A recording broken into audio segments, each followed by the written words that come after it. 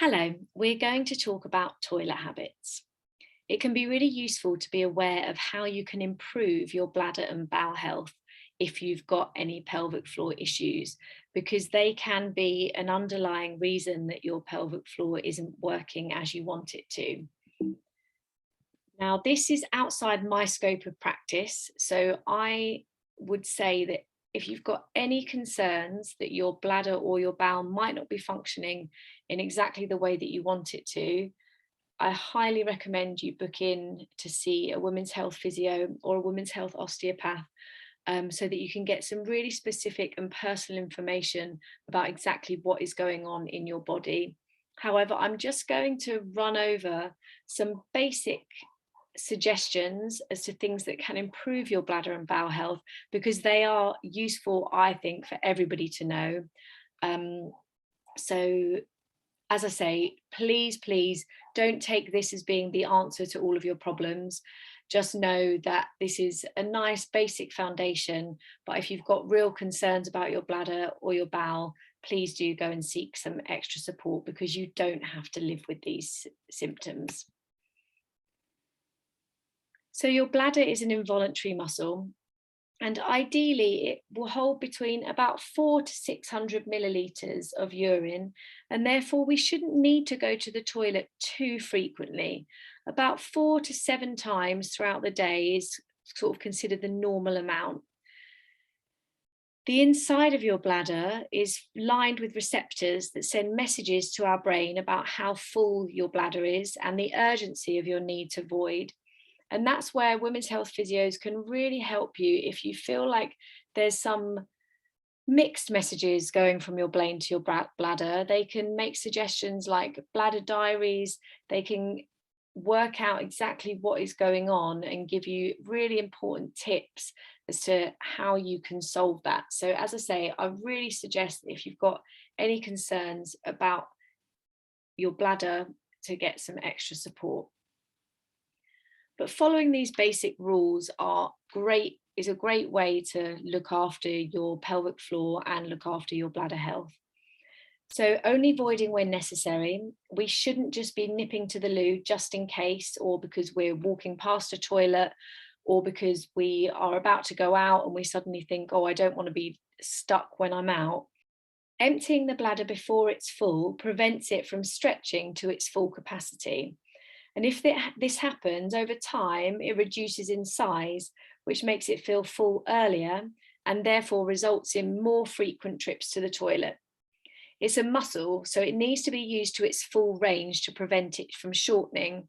And you can start to train your bladder if you feel like this is a bit of an issue for you. You know, if you're one of those people that always nips to the loo before they leave the house, for example, you may currently feel like you just don't quite have the confidence to stop doing that so you don't get caught out. However, what you can do is just start to time how often you go to the toilet and see if you can start to increase that, so that every 2 to 3 hours, or not too frequently, or it may be that you can't manage 2 to 3 hours yet, but working out where you can push it to and starting to retrain your bladder.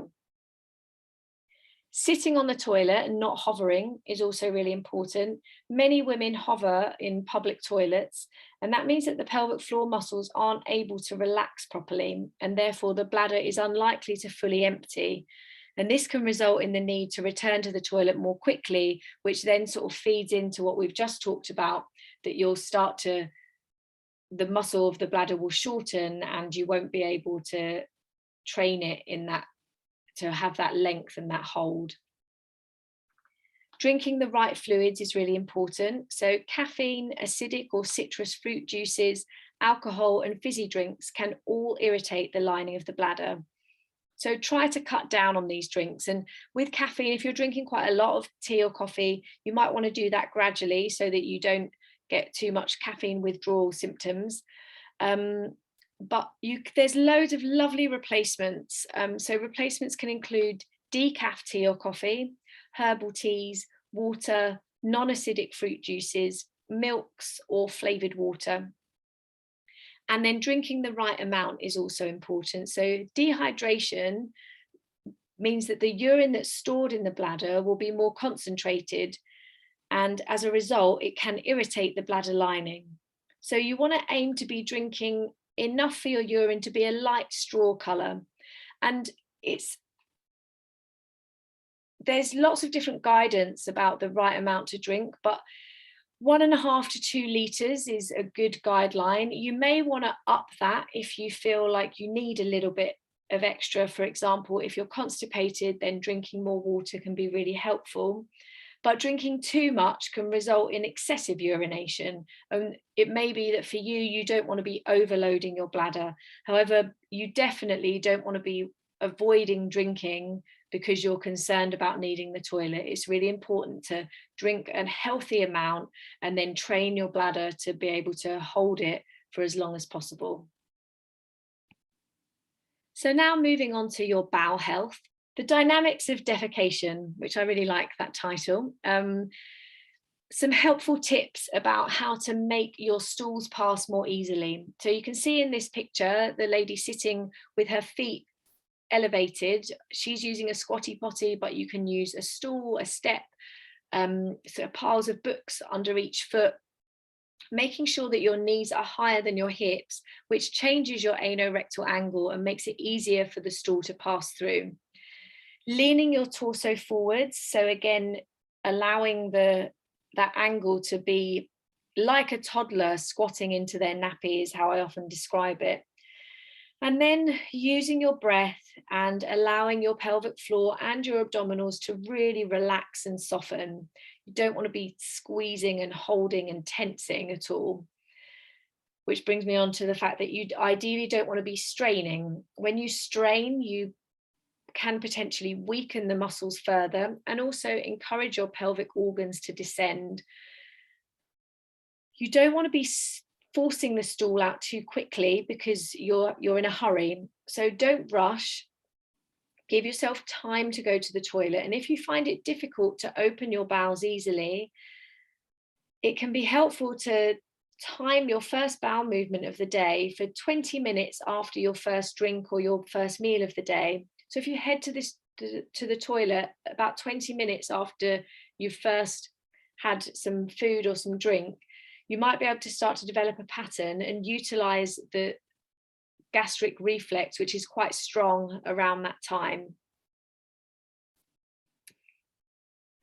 So we've briefly mentioned constipation already, but constipation is definitely something that you want to avoid when you're suffering with pelvic floor issues. So just a few points, because you can make a huge difference to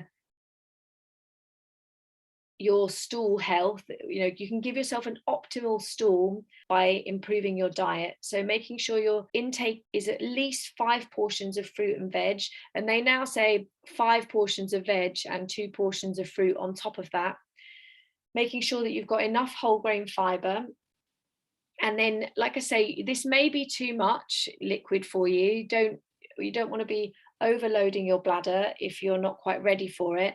But if you don't have those bladder issues so much and it's more about your bowel health, then increasing your liquid intake to 3 litres can be useful. If you up your fibre a lot, then you're also going to need to increase your fluid intake because otherwise everything can get a bit stuck and a bit hard. We want to be encouraging the stools to move through your body as quickly as possible, because the longer your stool sits, the longer it takes to reach the rectum, the drier and the harder it becomes, and that will affect how easily it's passed. So I hope that's all helpful. As I say, this isn't my area of expertise, but I just wanted to cover it in a sort of a little overview, but do get some specific help if this is something that you feel you need support with.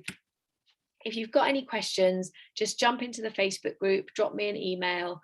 I'll be really happy to either answer it myself if I can, or quite possibly point you in the right direction for someone who might be able to help you.